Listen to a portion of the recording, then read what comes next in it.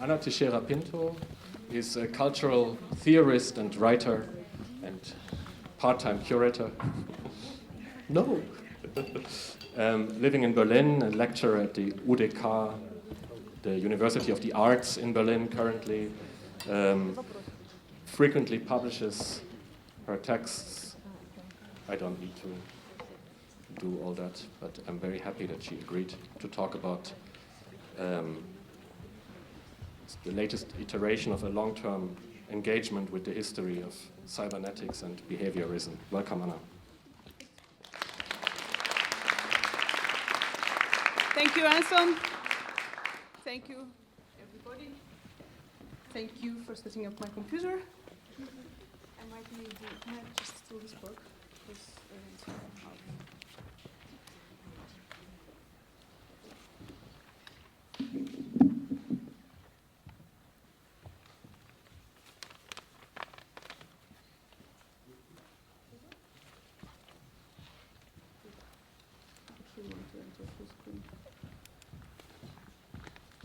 So, just to give you like a little bit of a background, this talk or this paper emerged out of a collaboration some years ago. Am I not? Yeah, is it good?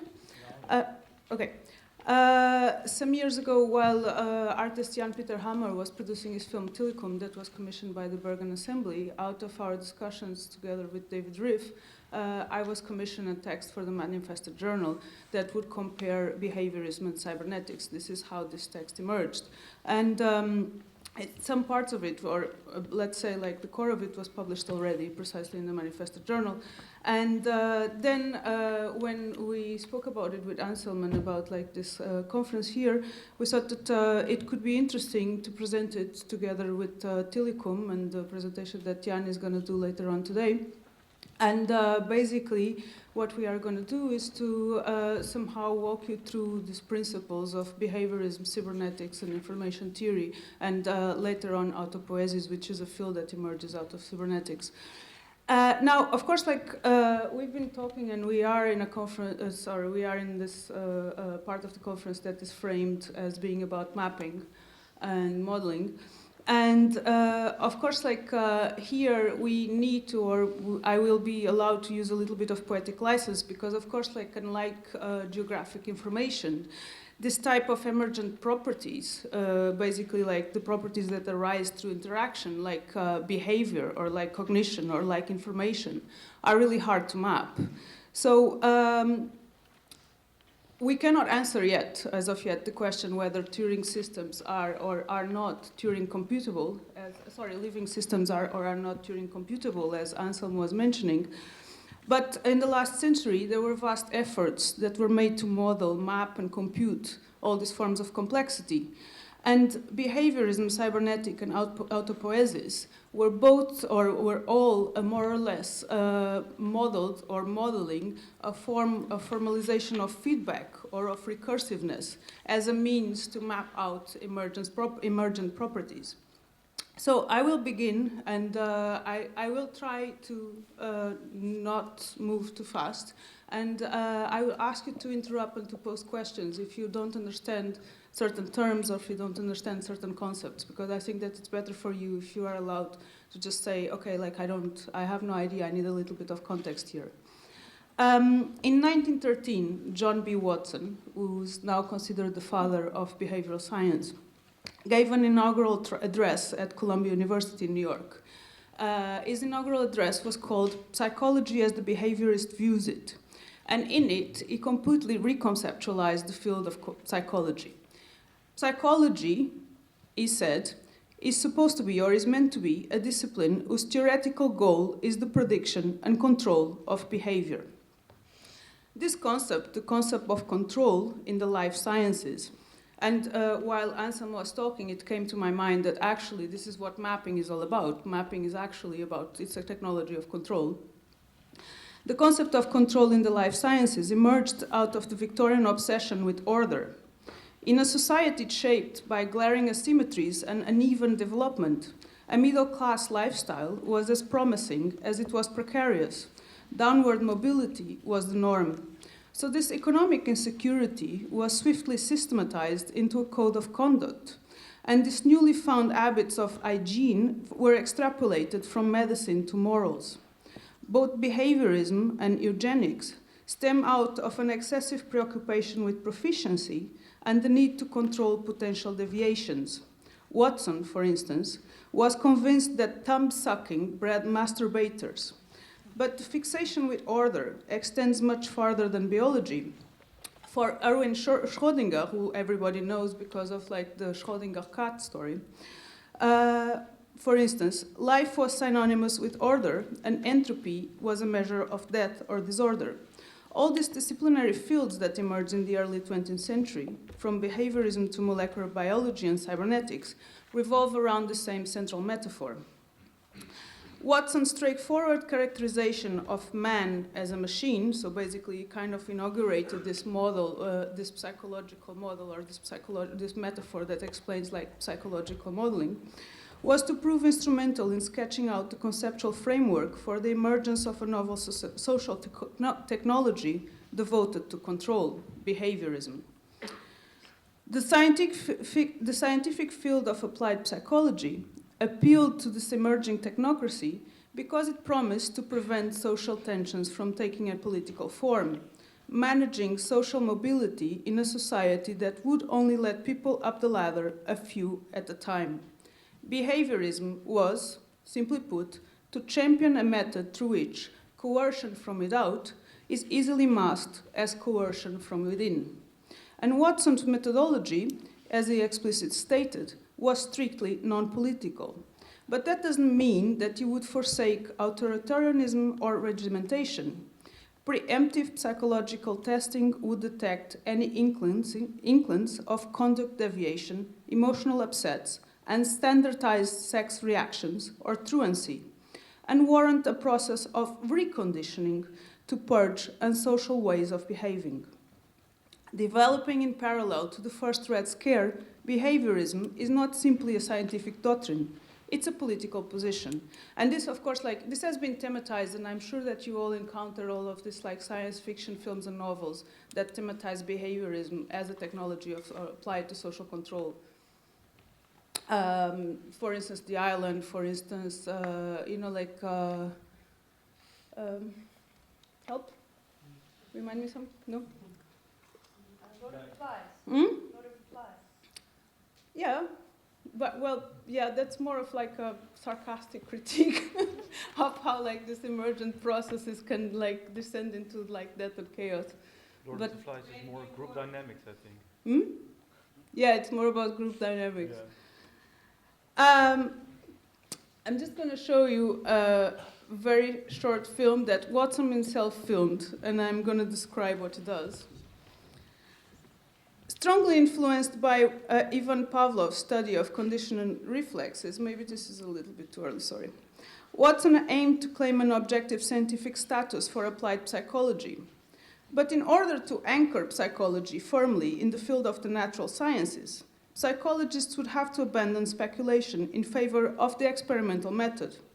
That is, psychologists would have to directly research on living things and their parts: dogs, rats, pigeons, and babies. In spite of Watson's intentions, behaviorism had an uneasy relationship with the man credited as its founder, Pavlov. Although Watson seemed to praise Pavlov's comparative study of the psychological responses between higher mammals and humans, he never manifested the intention to pursue such a route. Instead, he focused on how social agents could shape children's dispositions through the method he had borrowed from his Russian colleague. In his Little Halbert experiment, Little Halbert is the chubby baby that you can see in the film, Watson and his assistant Rosalie Rayner tried to condition an 11-month-old infant to fear stimuli that he wouldn't have normally been predisposed to be afraid of. So Little Albert was first presented with several furry lab animals, amongst which was a white rat. After having established that little Albert had no previous anxiety concerning the animal or no other animals, Watson and Rayner began a series of tests that sought to associate the presence of the rat with a loud, unexpected noise, which Watson would elicit by striking a steel bar with a hammer. Upon hearing the noise, the child showed clear signs of distress, crying compulsively. I wonder why. After a sequence of trials in which the two stimuli were paired, the rat and the clanging sound, little Albert was again presented with the rat alone. This time round, however, the child seemed clearly agitated and distressed. Replacing the rat with a rabbit and a small dog, Watson also established that little Albert had generalized his fear to all furry animals. Oh, this is an illustration of like the experiment in which you see how he bangs this hammer in the steel. Though the experiment was never successfully reproduced, Watson became convinced that it would be possible to define psychology as the study of the acquisition and deployment of habits. For instance, in Clockwork Orange, you have this very iconic scene of like our villain hero being reconditioned to hate violence that he always loved. And in the end of the movie, Watson is himself wearing a rabbit mask.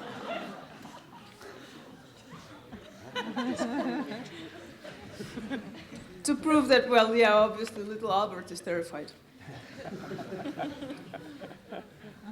In the wake of Watson's experiments, American psychologists began to treat all forms of learning as skills, from maze running in rats to the growth of personality patterns. For the behaviorist movement, both animal and human behavior could be entirely explained in terms of reflexes, stimulus-response associations, and the effects of reinforcing agents upon them. Following in Watson's footsteps, Burroughs Frederick Skinner researched how specific external stimuli affected learning using a method that he termed operant conditioning. Operant conditioning, and this is going to be explored further in Jan's film Stilicum, operant conditioning, unlike classic conditioning or Pavlovian conditioning, which simply pairs a stimulus and a response. So basically, I mean, you are all aware of this experiment, you know, like you force the dog to salivate by striking a little bell, because he learned now to associate the sound of the little bell with the act of being fed. So whenever he hears the bell, he expects food. So, you know, like he immediately anticipates that he's going to get food. This is classic conditioning. In operant condition, the animal's behavior is initially spontaneous, but the feedback that this behavior elicits will in the future reinforce or inhibit the recurrence of certain patterns of action. So Skinner invented, in order to be able to test this, the success of this method, a box that became known as the Skinner box. And inside the Skinner box, he could schedule rewards and establish rules, and these animals could be conditioned for many days, always following the same pattern, until finally the desired behavior could be stabilized, or the desired response could be stabilized. Now, much the same as behaviorism, cybernetics is also predicted on this input-output analysis. And Skinner's description of operant behavior as a repertoire of possible actions, some of which are selected by reinforcement, is very similar to Wiener's description of informational loops. Behaviorism, just like cybernetics, is based on a recursive, called feedback in cybernetics, model, which is the same model that is known in biology as reinforcement. For all purposes, communication and control are treated as operationally equivalent, and behaviorism and cybernetics have often shared more than an uncanny affinity. Now, I'm going to show you the Project Pigeon. Sorry.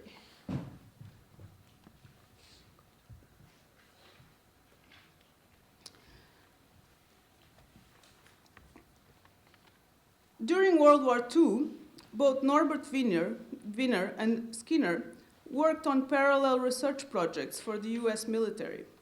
Whilst Wiener, together with Julian Bigelow, was attempting to develop his anti-aircraft predictor, the AA predictor, a machine that was supposed to anticipate the trajectory of enemy planes, Skinner was trying to develop a pigeon-guided missile.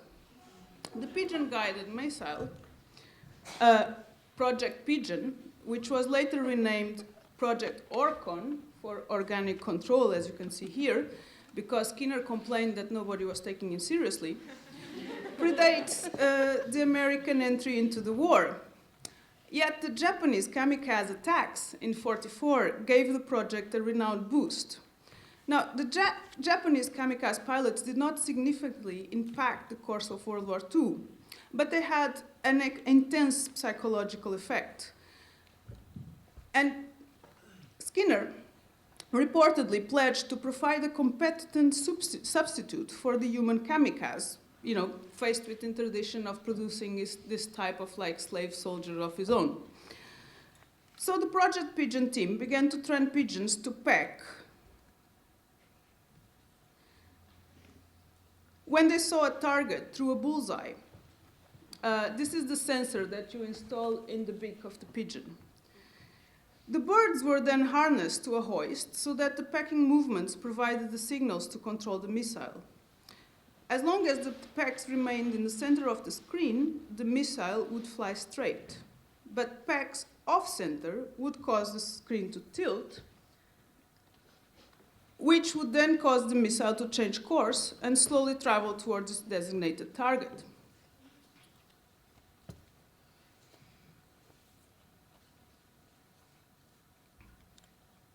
Here you see the training session. The pigeon has always, he always needs to peck in that little mark in the center of the screen. Then he's fed as a reward. He again needs to peck in the little marker in the center of the screen. And then you will see, in this flight simulator, how this would supposedly work because it was never in fact implemented in a war scenario or in a war combat scenario.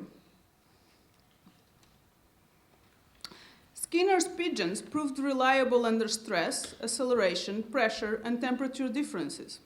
In the following months, however, as Skinner's project was still far from being operative, Skinner was asked to produce quantitative data that could be analyzed at the MIT Servo Mechanisms Laboratory. But he had allegedly deplored being forced to assume the language of servo engineering and scorned usage of terms such as signal and information. His Project Pigeon ended up being cancelled on October 8, 1944, because the military believed that it had no immediate promise for combat application.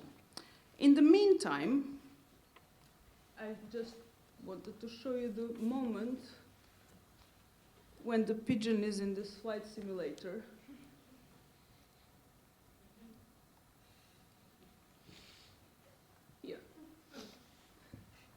There, I think you can see in the horizon. I can actually not see it. I think the image has a really bad resolution. But you can see this little shadow that is supposed to simulate the target, right? The ship.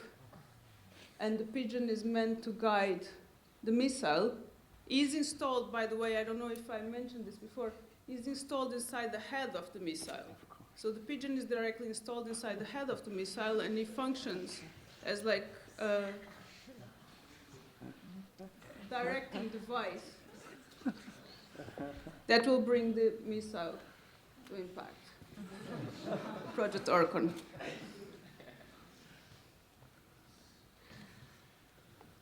In the meantime, Wiener's team was trying to simulate the 4 different types of trajectories that an enemy plane could take in its attempt to escape artillery fire with the help of a differential analyzer.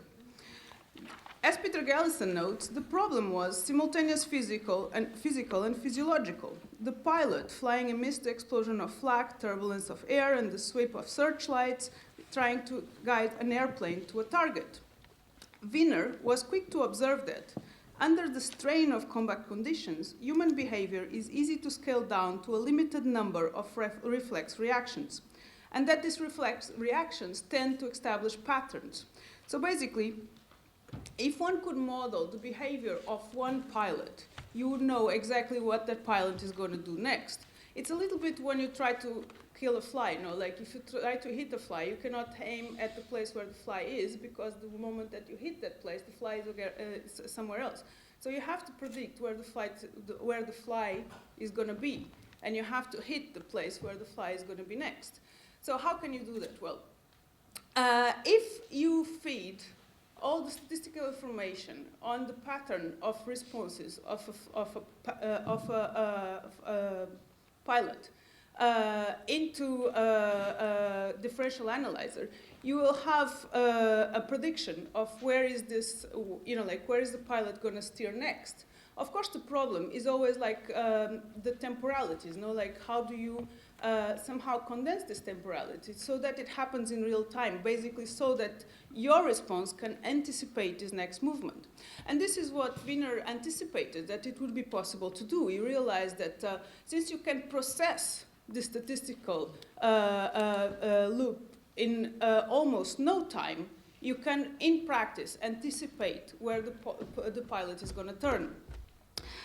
So, the pilot's evasion techniques, he concluded, would follow the same feedback principles that regulated the actions of servo mechanisms. In other words, human behavior were analogous to servomechanical patterns, an idea that this would swiftly extrapolate into a more general physiological theory.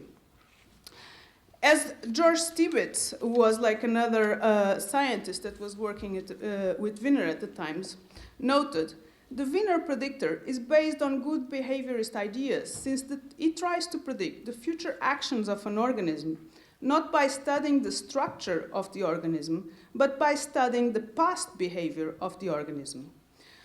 But though Wiener's findings emerged out of his studies in engineering, and feedback in Wiener's definition is the property of being able to adjust future conduct by past performance, Wiener, sorry, I misread something? Sorry, forget what I said. Feedback, in Wiener's definition, is the property of being able to adjust future conduct by past performance. And Wiener also adopted the function analysis that accompanies behaviorism, dealing with observable behavior alone, and the view that all behavior is intrinsically goal-oriented and or purposeful. A frog, for instance, aiming at a fly, and the target-seeking missile are both described as theological mechanisms. They are both gathering information in order to readjust their course of actions. So basically, and to return to what Anselm was saying in the beginning, what cybernetics does, and this is already like what behaviorism proposes, is to empty out psychology. Wiener clearly states, and he argues that, for instance, our conscience of will on another person is just the sense of having some mechanism aiding or opposing our actions. So basically, this is a completely animistic description of how you can somehow perceive the actions of organisms, mechanisms, or any kind of responsive system as an integrated equation. You basically don't need to discern what is organic and what is mechanic. You just need to analyze their behaviors and how these behaviors interact with yours. Rather than, in 1943, the AA predictor was, however, abandoned as the National Research Committee concentrated on the more successful M9, the gun director that Parkinson, Lovell, Blackman, and Bode have been developing at Bell Labs. A strategic failure, much like Project Pigeon, the AA predictor could have ended up in the dustbin of military history had the encounter with physiology not proven decisive in Wiener's description of man-machine interaction as a unified equation, which he then went on to develop both as a mathematical model and as a rhetorical device. So rather than a reliable anti-aircraft artillery, what emerged out of the AA project was Wiener's reconceptualization of the term information. Information, a concept heretofore with a vague meaning, began to be treated as a statistical property exacted by the mathematical analysis of a time series. And now defined as a mathematical entity, information could be finally converted into a scientific concept. Now, simply put, this is what cybernetics is. Cybernetics is the treatment of feedback as a conceptual abstraction. But this formalization, not only this formalization of feedback, was an essential feature of the closure required to describe a cybernetic system. And just to explain this very briefly, cybernetics begins by establishing this operational dichotomy between system and environment, and this dichotomy in turn gives rise to the idea that information is what the system extracts from the environment. And then you have like these two loops that somehow, intertwine a little bit like in a Mobius strip kind of fashion. Although originally applied to military engineering, the cybernetic treatment of biological and computational systems as informationally equivalent was in and of itself a bold enough claim to advance a whole new field of studies.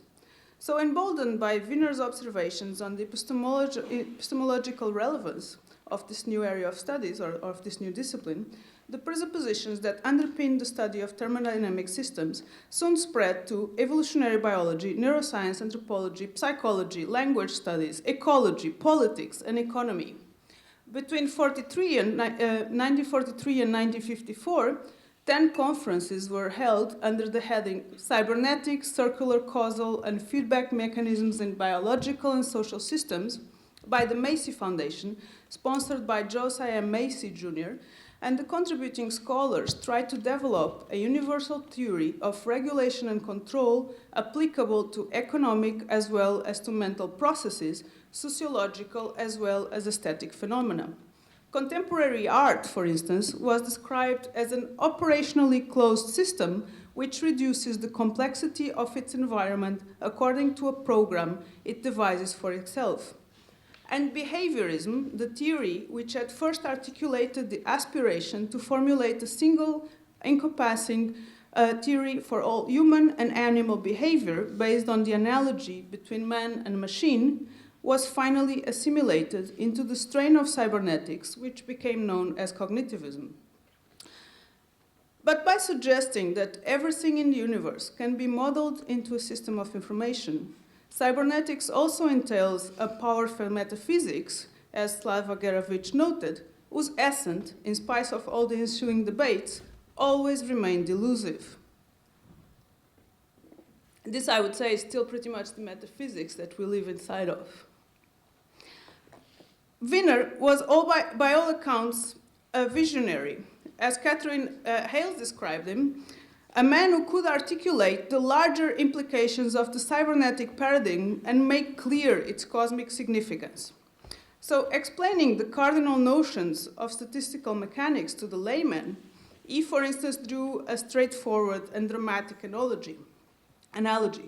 Entropy, Wiener said, is nature's tendency to degrade the organized and destroy the meaningful. The negation of order is the negation of life. And echoing fears of communist contagion and the urge to halt the red tide, these were the Cold War years we should not forget, Wiener would later describe a chaotic, deteriorating universe in which small enclaves of orderly life, increasingly under siege, fight against all odds to preserve order and increase organization. The term entropy, and here I will apologize for taking a little brief detour, but I think it's important to understand. The term entropy that became a key concept for cybernetics was actually introduced in 1865 by Rudolf Clausius. And Clausius had noticed that this ratio of heat exchanged to absolute temperature was constant in reversible heat cycles. So it was like a concept emerging out of the field of engineering and thermodynamics. He thought that this quantity must correspond to a real physical quantity, and he termed this quantity entropy, a neologism that he coined based on the Greek suffix trope, for transformation, to which he added an E because he wanted to mirror the spelling of energy. So basically you wanted entropy to be immediately or intuitively recognizable as the demonic opposite of like this vitalist force that is energy. So in thermodynamics, entropy provides a measure of the energy unavailable for work. Entropy is a negative kind of quantity, the opposite of available energy. And in the physical sciences, and this is very important, entropy is the only movement that seems to imply a particular direction, something like an arrow or a function of time. So entropy is the only physical phenomena that is actually subject to an arrow of time. As energy is more easily lost than obtained, all isolated systems will eventually deteriorate and start to break apart. In a closed system, available energy can never increase. According to the second law of thermodynamics, the entropy of the universe tends to a maximum. This is when the universe reaches a thermodynamic equilibrium. But this is also the moment when all living things are dead. This can be illustrated very easily if you pick up like a glass of water and drop a drop of ink inside of a glass of water. What happens is that both water and liquid merge.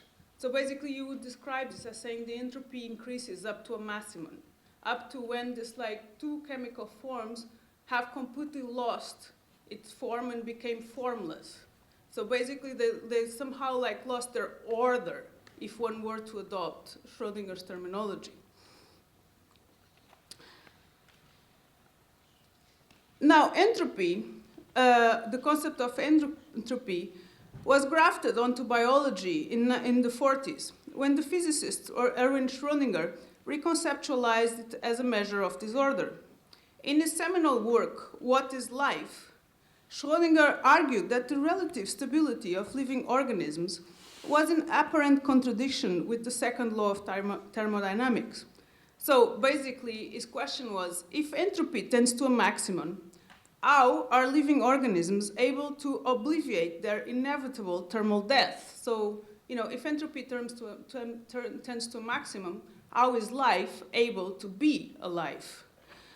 Living matter, Schrödinger concluded, answering his own question, is able to evade this thermodynamic equilibrium by homeostatically maintaining negative entropy, or negentropy, a quantity that Wiener would later rename as information and make it like somehow analogous with the information in information theory, or with the concept of information in information and communication theory. In other words, life extracts order from its environment in order to counter the entropic disorder which would cause it to wither. But this reasoning, as Slava-Gerovich notes, entails a curious upshot. The fundamental ontological divide between living and non-living is no longer to be found between organic and mechanic, or between organism and mechanism, but between order and chaos. So for Schrödinger, entropy became a measure of disorder. One should note, however, that whereas thermodynamic entropy is typically measured in joule, to measure informational entropy, an arbitrary convention must be imposed, of which no unit of measure was ever specified. And the continuity between thermodynamic entropy and information as the negation of entropy in information theory is simply a matter of analogy. Sorry, but I needed to qualify this information because I don't want you to take it as face value. I think that the usage of the term entropy in informational theory is extremely metaphorical. Schrödinger's incursions into the field of the life sciences were also rebuffed by biologists, and his theories were found to be wanting. His translation of biological concepts into the lexicon of physics would have a major impact, however, because Schrödinger introduced into the scientific discourse the crucial analogy which would structure the field of molecular biology. The chromosome, he said, is a message written in code. This code metaphor was another metaphor that was conspicuously derived from this war effort technologies, or basically from all this like research that somehow, exploded during the war years. And all of this war technologies, or all of this like war science research was revolving around the question of coding and decoding, basing the coding and decoding of military messages. And Claude Shannon, a cryptologist, had also extrapolated the code metaphor to encompass all forms of human communication, And much like Schrödinger, he employed the concept of entropy in a much broader sense as a measure of uncertainty. Oblivious to the fact that the continuity Schrödinger had sketched between physics and biology was almost entirely metaphorical, Wiener would also later describe the message as a form of organization, stating that information is the opposite of entropy. Now to return to Catherine Ailes, it's clear that if one sees the universe as composed essentially of information, it makes sense to say that artificial life forms are alive because they have the form of life, or they are formed by the form of life, which is the informational code. And by the early 50s, based on Ashby's and Shannon's information theory, the ontology of man became equated with the functionality of programming. Molecular and evolutionary biology began to treat genetic information as an essential code, the body being but its carrier. Yeah?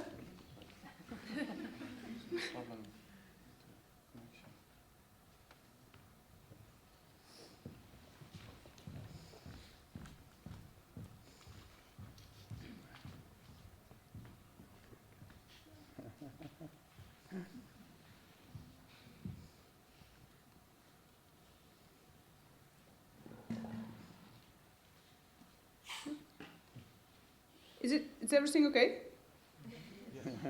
Yeah. Lovely. Okay. Sorry. So by the early 50s, the ontology of man became equated with the functionality of programming. Molecular and evolutionary biology began to treat genetic information as an essential code, the body being but its carrier. Most scientists would tell you that your DNA holds clues about your life expectancy and that genetics can crack the code of life. Cognitive science and neurobiology describe consciousness as the processing of formal symbols and logic inferences operating under the assumption that the brain is analogous to computer hardware and that the mind is analogous to computer software. The underlying belief grounding all these practices is that information exists independently from whatever material form it undertakes. In the 50s, for instance, Norbert Wiener had suggested that it was theoretically possible to telegraph a human being, and that it was only a matter of time until that one would succeed in mapping the molecular information required. For instance, you have this fictionalized in the Star Trek, right? The Beam Me Up, Scotty. That's precisely the fictionalization of this idea that, you know, the moment that you can map all the genetic information required or all the molecular information required, you can just transport electronically a person from one position in space to another, because you actually don't need to transport the body itself. You only need to reconstruct the body on the other end of the communication channel. In the 80s, scientists also argued that it would soon be possible to upload human consciousness and, for instance, have your grandmother run on Windows or stored in a floppy disk, as it was the usage of the times. Now, you wouldn't store it in a floppy disk. You'd probably store your grandmother on a USB stick. And science fiction brimmed with fantasies of immortal life as informational code. Stephen Wolfram claimed that reality is but a program run by a cosmic computer. Consciousness is the user's illusion, the interface, so to speak. The logical corollary of the idea that brain functions can be decoupled from the brain is the belief that it's only a matter of time until mind sheds its human surrogate and embraces the higher evolutionary promise of artificial intelligence. This theory became known as the singularity. The coming technological singularity, which is now very popular, and you've probably heard about it in the media, was a term originally used by John von Neumann and later popularized by Werner Vinge in the 90s. And it describes the moment when quantitative change transforms into a qualitative leap and artificial intelligence overhauls and then overrules human intelligence. For singularity theorists, there is no necessary identity between mankind and mind, just a temporary correlation, and this temporary correlation is soon to be displaced by technological forms which are endowed with a similar but higher form of consciousness to that found in individual man.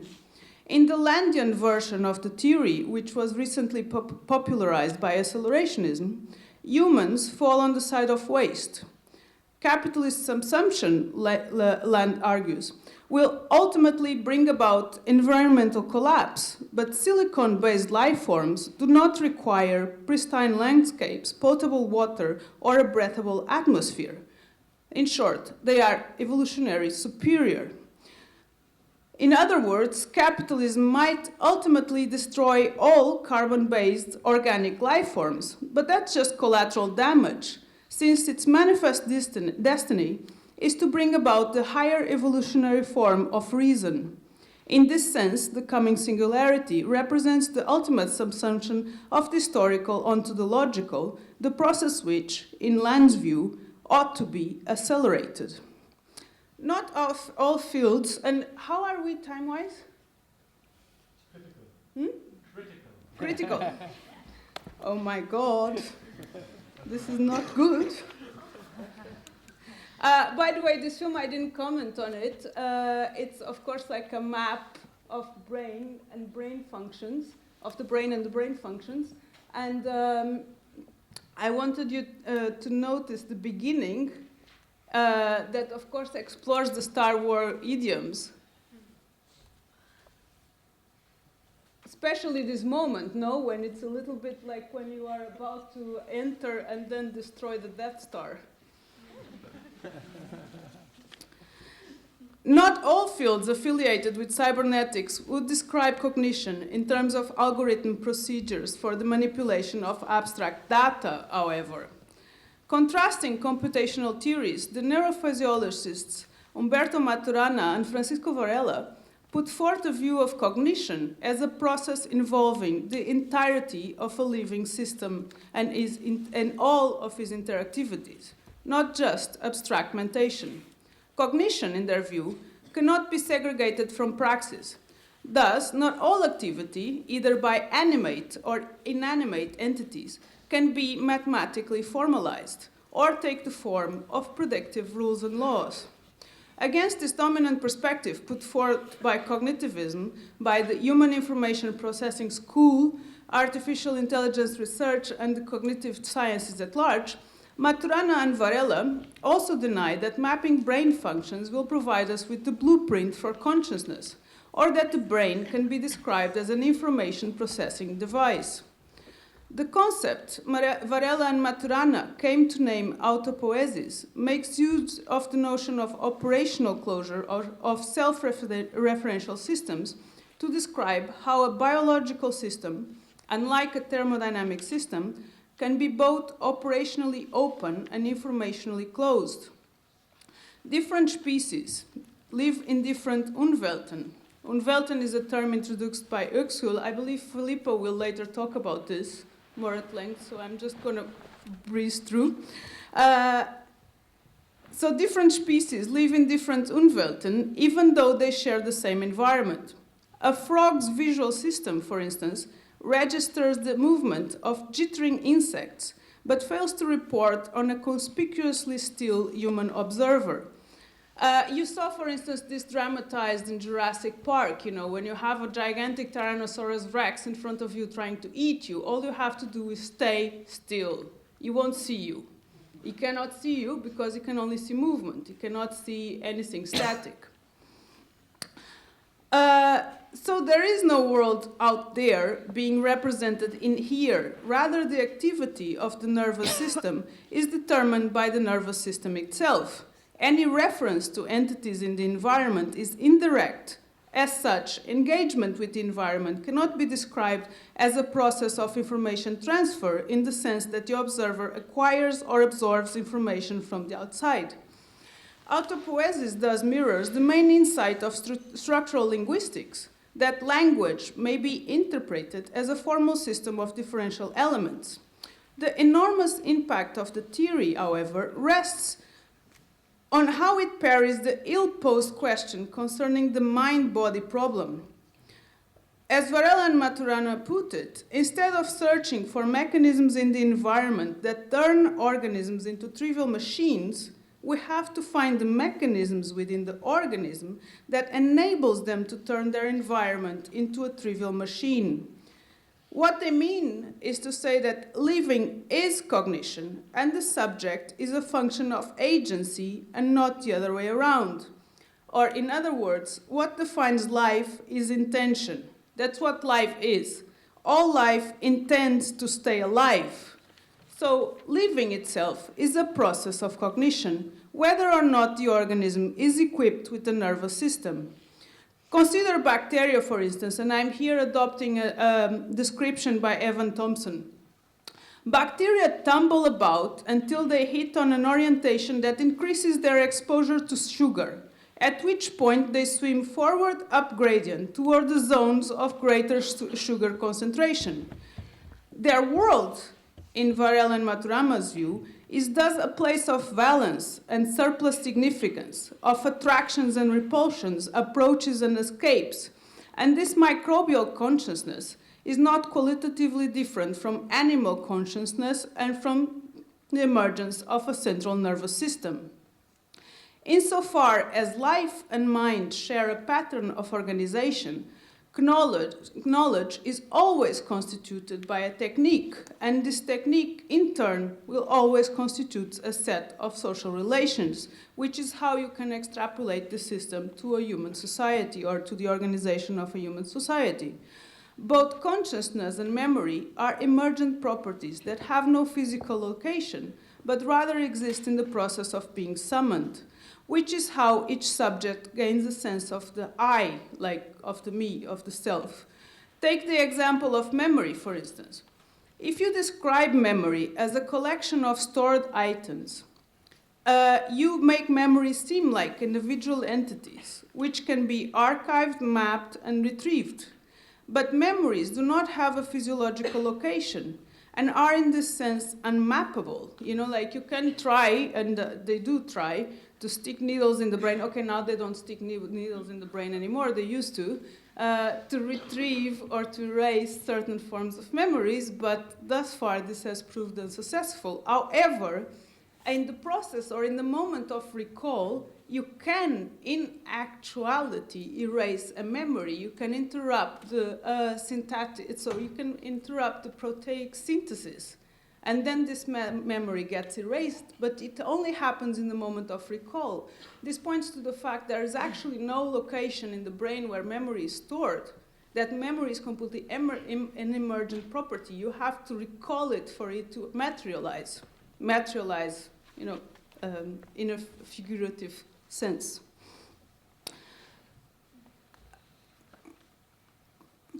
In order for a device to develop human-like intelligence, according to an autopoietic way of thinking, this device would have to be equipped with a body more or less like ours and undergo a process of social acculturation, that is, to grow up, figuratively, in a society more or less like ours. In other words, whatever psychology deep mining algorithms may develop, it will not be anything like ours.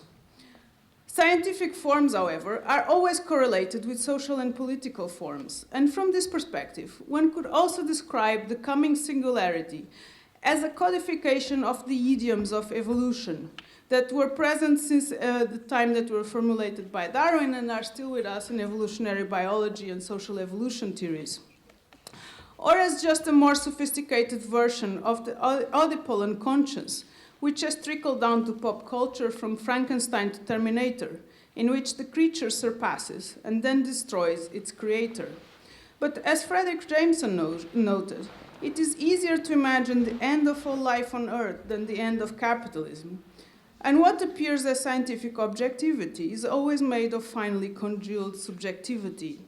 So, and pardon me here for the leap, in Marxist terms, one could say that the singularity misrecognizes the pressures on social reproduction as a limit to, or as a limit to be surpassed by, technological production. But the biggest factor for predicting life expectancy, the so-called code of life, is not really your DNA, is the rather more trivial postal code or zip code. In the city of Glasgow alone, the difference in life expectancy between the richest and the poorest neighborhoods is 28 years. So, the formal production of goods and services and the informal production of life are part of one integrated process. Because we can hardly afford to live, we imagine that life itself will wither. The notion of an oblivious universe where life is born into extinction is its allegorical correlate, a social anxiety elevated into a theory. The formalization of feedback into a set of recursive systems became nonetheless ubiquitous in the Cold War years, spawning from the distance early warning system and deterrence theory to the calculation of missile trajectories, operations research, and game theory. But the notion of feedback between the organism and the environment was already present in the theories of Malthus and Darwin, and also in Adam Smith's classic definition of the free market, whose matrix of supply and demand also mirrors the twin principles of fecundity and starvation in evolution, work and waste in thermodynamics, and information and noise in cybernetics and information theory. At length, these feedback forms became the scientific ideology of neoliberalism, the denouement of which could be found in the late 80s notion of the end of history, the idea that the wider cultural convergence of an interactive liberal economy was to remain as the final form of human government. So, in the guise of a conclusion, I would just like to add that the future is a function of linear time. And as Susan Buck-Morse noted, within history, time always signifies social change and the uniqueness and irreversibility of political events. Dialectical materialism, the theory that cybernetics came to replace, presupposed the successive dissolution of political forms into the higher form of history. But feedback is not dialecticus. Feedback cannot be said to be equivalent to dialectics. Although feedback and dialectics represent motion in similar ways, cybernetics is an integrated model, while dialectical materialism is an antagonistic one. Dialectics implies a fundamental tension and an unresolved antagonism, and feedback knows no outside or contradiction, just perpetual interaction. Not surprisingly, cybernetics was briefly outlawed by Joseph Stalin, who denounced it as a bourgeois pseudoscience. Simply put, feedback is dialectics without the possibility of communism. Now, in the wake of the USSR's demise, Wired magazine, and I believe that Anselm already addressed this issue of the Wired magazine. Wired magazine ran a cover story titled The Long Boom, which claimed that, no longer encumbered by political strife and ideological antagonism, the world would witness an unending market-driven prosperity and unabated growth. The convergence of media, computing, and telecommunications would inevitably beget freedom and direct democracy. The fall of the Berlin Wall, however, didn't mark the beginning of a global democratic era. Rather, its opposite. As a United States senator once said, the European welfare state was an aberration, an effect of the Cold War. Once communism had been defeated, social democracy also became redundant. From this perspective, the year of '89 marks the beginning of what Colin Crouch came to call the post-democratic condition. This is the condition we are in, and though equipped with detailed data and information on almost everything, we are increasingly able to bridge the gap between our phenomenological existence and the economic pressures which determine it. Paradoxically, data and information mapping is correlated with the crisis of representation. Our surplus of information seems to obscure instead of shedding light on our situation. And just to end, I would like to show you a neural map. This is a map of 150 neurons whose synaptic connections are being mapped in real time, or so it's supposed to be. And